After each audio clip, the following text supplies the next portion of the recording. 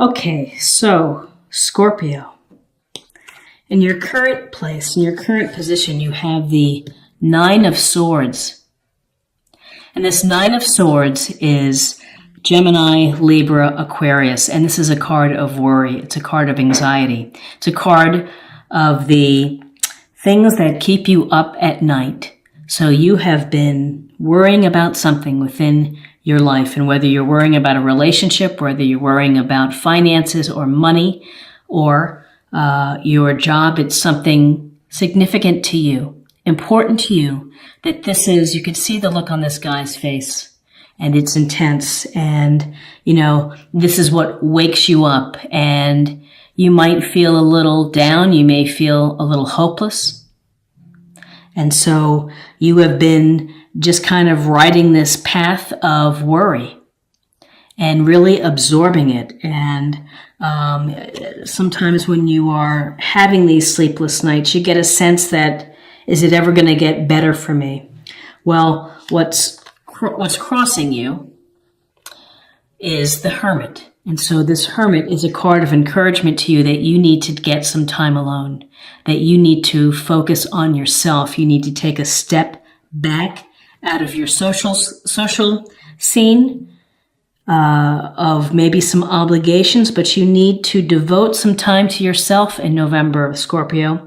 You need to take care of you. And whether you do this through meditation, through yoga, through massage therapy, bubble baths, walks in nature, you need to withdraw and you need to contemplate what's going on. The actions that you've been undertaking that have gotten you to this place.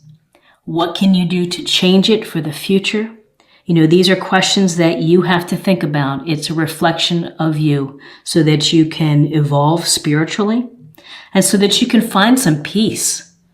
Taking a step away from a situation, even though it's a challenge to do so, just to carve out a little bit of time for yourself within the month and to pray or to use some crystal healing. But there's a sense here that in order to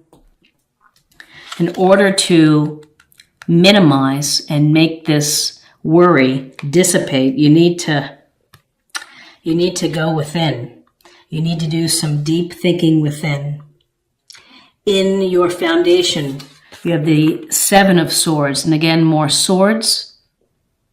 And this is Gemini, Libra, Aquarius. And this is, this man is making away from base camp, holding on to 5 swords, leaving behind 2. This is often a card thought of as deceptive behavior. Someone is sneaky. So whether it's you or whether it's someone within your midst has been less than forthcoming with you, maybe they've been trying to pull the wool over your eyes, that this is something you need to pay attention to, and it's been something that's been bubbling underneath. It's this sense of someone maybe is trying to take advantage of me. When I see the Seven of Swords, it also can suggest a lone wolf situation. So that this lone wolf, if this is a relationship, maybe someone is thinking about leaving a relationship or has been doing something sneaky behind your back. In a business relationship, maybe they're trying to, sweet talk some of your clients or your customers.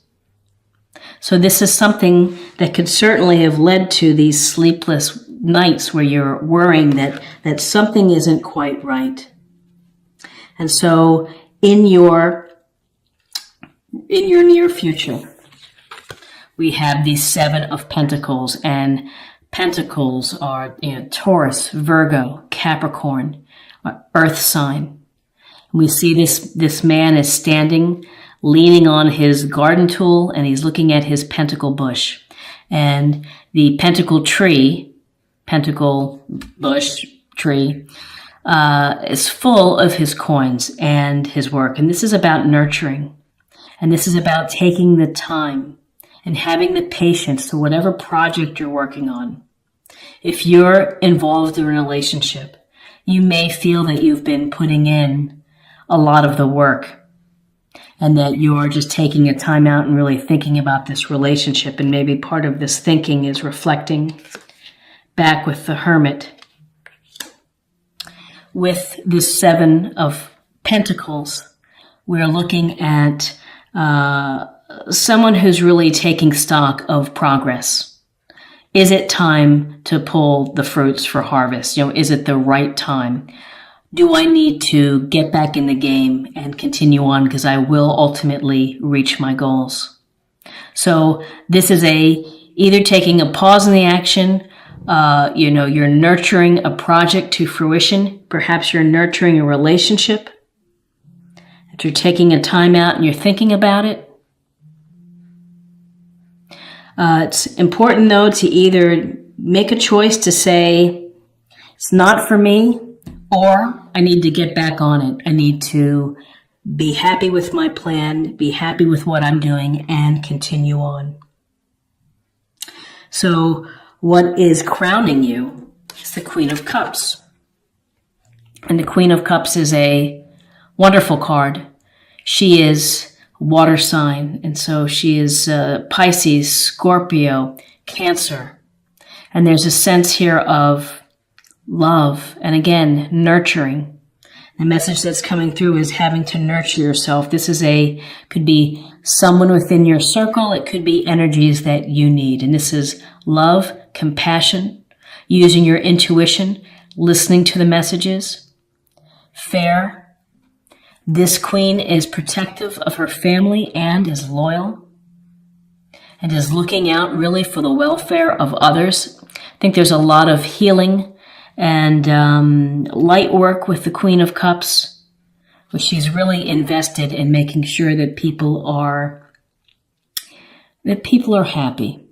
And so within your life, Scorpio, and what you're hoping for, this is unconditional love and nurturing and empathy and compassion. And so you need to find the source of that. You need to bring that to your life because you've been dealing with this swords energy, which can be unemotional, which can be very, reason-bound, intellectual, and you're just kind of not listening within. So this is a reminder to you to listen within. In your near future, we have the Two of Pentacles. And the Two of Pentacles is this man who is kind of dancing and juggling the Two Pentacles and seems to be doing a decent job. Now, Two of Pentacles can suggest a couple of things: that you are busy within your life. You have a lot going on.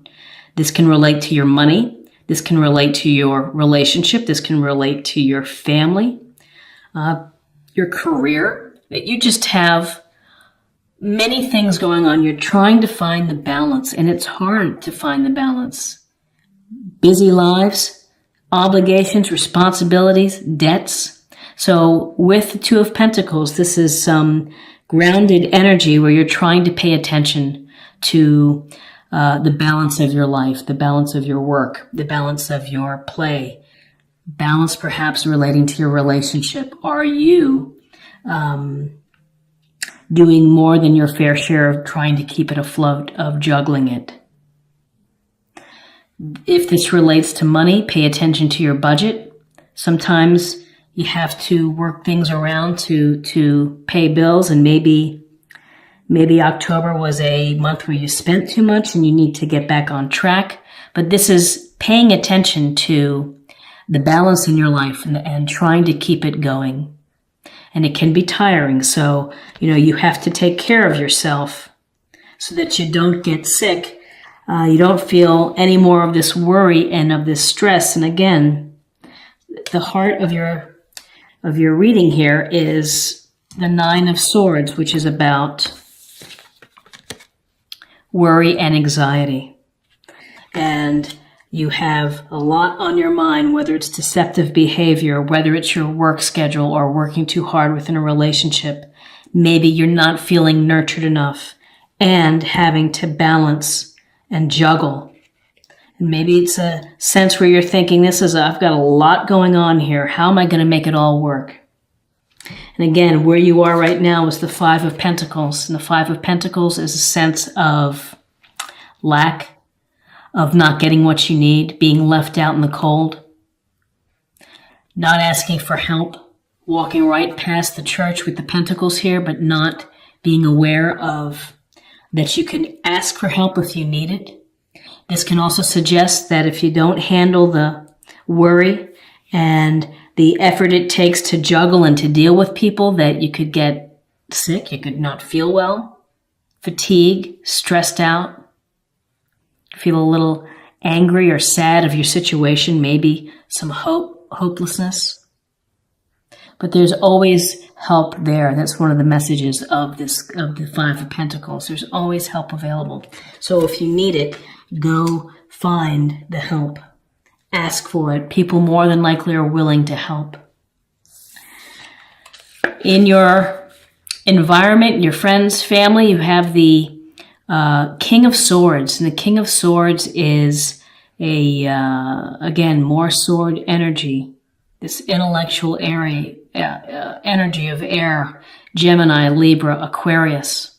And he is a master of reason and of being objective, doing homework, being diligent in looking at everything with the fine print. So if you are having to deal with contracts, if you are having to deal with legal situations, this is a card that suggests that you really need to know what you're doing before you sign anything.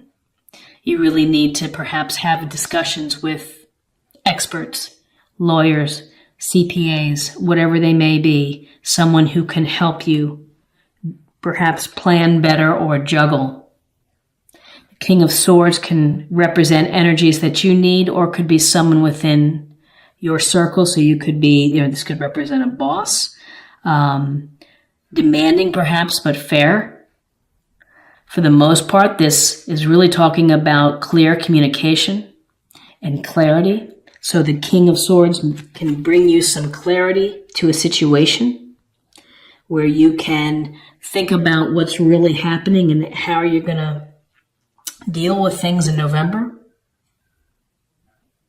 But I see making decisions, decisiveness, looking at both sides, maybe both sides of an issue. This could be looking at your relationship in an honest fashion, of behaviors, of work balance, of not getting nurturing of what you need, and making some important decisions, some clear thinking. King of Swords, clear thinking. In your hopes and fears, we have the Nine of Cups. And this is it's nice to see cups in this reading, which is Cancer, Scorpio, Pisces. And with this, we see the man sitting here underneath his 9 cups. He has a lot, and he is happy with the security. So you're hoping for some abundance. You're hoping for material comfort. You're hoping for things to work your way, to work out for you. Whether that relates to a relationship, you're hoping for a positive outcome, and to be celebrating and to recognizing and to be grateful for a relationship. This is often thought of as a wish card. So if you are hoping for a relationship that is either going to be fulfilling or that you're able to fix an existing relationship, this is your wish card. This is also a wish card for whatever your heart's desire. It tells us that it's going to be coming true. And what's so very interesting is in your outcome, where you're headed is the Fool. And with this, we see the Fool standing on the edge of the cliff, and the dog is barking at him saying, "Don't do it. Watch your step. Don't go there."